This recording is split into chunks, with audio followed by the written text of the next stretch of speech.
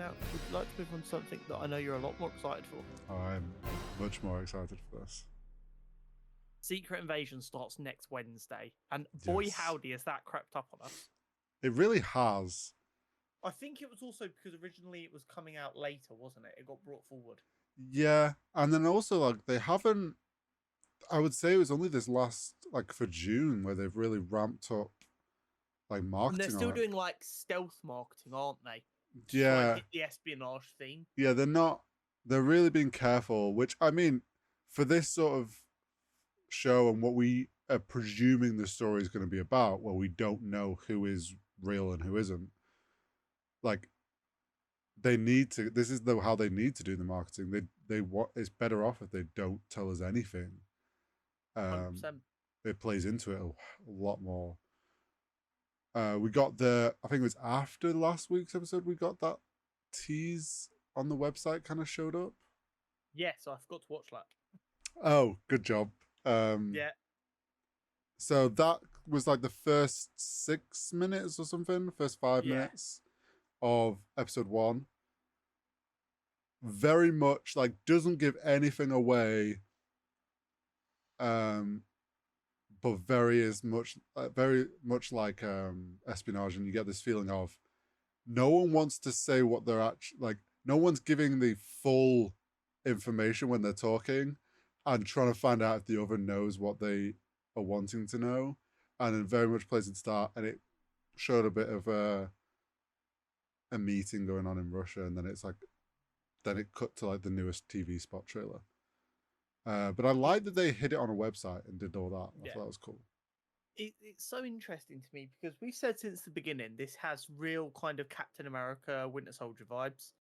And we've always said, or I've always said, and you've never disagreed with me, that Captain America Winter Soldier is probably top 3 MCU films. Yeah. So like I was excited straight away. The story that they're telling is a very exciting and popular one. So like that's got me hyped. And then I'm just seeing that based on like the people who get early reviews and stuff are like, this gives me that feeling that we had in Winter Soldier. The espionage hits, the action hits. It feels great, and it's like a really good experience. The only complaint I've seen relatively consistently is it's not as funny as MCU projects sometimes are, which is pissing me off because this is the same people who were giving Thor: Love and Thunder and She-Hulk shit for trying to be funny. I'm sick of it. Yeah, and what? It's an espionage film. It's not meant to be a comedy. Yeah. Like, could you imagine the outcry on Twitter if fucking Nick Fury's popping jokes. Nick Fury, takes down a scroll and he goes like, "Oh, that's gonna hurt." Twitter would have lost their fucking. So what do they want? But I'm excited as all hell for it. Yeah. I think it'd be nice to get a slightly different tone. Yes, it will. And hopefully, although it does have end of the world stakes inherently attached to it, hopefully they manage to make that more. They're very much trying to play. Grounded. Yeah, and they're very much trying to play this into this is Nick Fury's issue to deal with, and they're like trying to make it a problem that he has to manage, not necessarily a call the Avengers sort of moment. So exactly. Hopefully that again, like you say, helps play into it not feeling like the end of the world stakes and more of a internal shield stakes sort of issue. Yeah. I would like to see some cool like cameos from a Skrull though, like a Skrull pretending to be like Iron Man to like get in his head. I'd see. This is the thing. It's like I actually kind of want them to maybe at some point. Like we've been talking about the fact that like anybody could have changed at any point. Like what if they turn around and there's like all these like crazy moments. Don't even need to necessarily do that. Just have one of the Skrulls just showing off its shapeshifting. It just turns into Tony Stark, and it's just like that. Then plants the idea of like, wait, they really could have been these people at any point. Now we really don't know who to trust. And I mean, that was what a lot of the comics relied on. The comics, as far as I know, were used to like retcon a couple of things. So I was like, oh, you thought this was that person, but it was actually a Skrull. Yeah. Which like adds to this whole thing. So there's like they have, and don't get me wrong, it doesn't need to be anything major. You could literally just use it for a Skrull to like try and intimidate someone. It's like I could have been anyone you've ever spoken to. But then it does, like you said, it gets in the viewer's head. Yeah, because then they're not going to trust anybody. Yeah, especially for like your heroes who don't have powers. You can really, really start to fuck with people. Do you know what? I'm going to make a wild, like, theory here of what we might see. For ages, everyone's talked about Tony Stark's going to come back. Like, Robert Downey Jr. is going to play Tony Stark again at some point. Like, oh, he's meant to be in this film, or he's going to show up in this film. What if he does reprise his role for literally like 1 minute of screen time for a scroll to just happen to turn into Tony Stark, and then that's it. And it's just awesome. For a split second, it's just him. And then he's like, right, there we go. I picked it back up again for you all. I'm done. Yeah. It would be absolute chaos.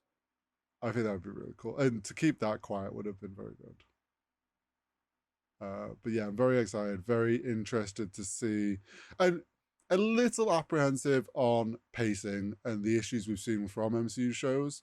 And let's hope. Especially with a show like this, it's very easy for them to backload the pacing and fuck up. Yeah, let's just hope that they have got it right this time. Because it'd be a shame if that becomes the issue for this show. I've just done a quick Google. Oh. It doesn't look like we're getting a double drop of episodes, even though they've announced the runtime for the first 2 episodes. Okay. It is just 1 episode next Wednesday and then 1 the Wednesday after. Okay. Well, that's fine. I imagine maybe they just got asked and they were like, they're the only 2 episodes they knew already the set runtime. So they...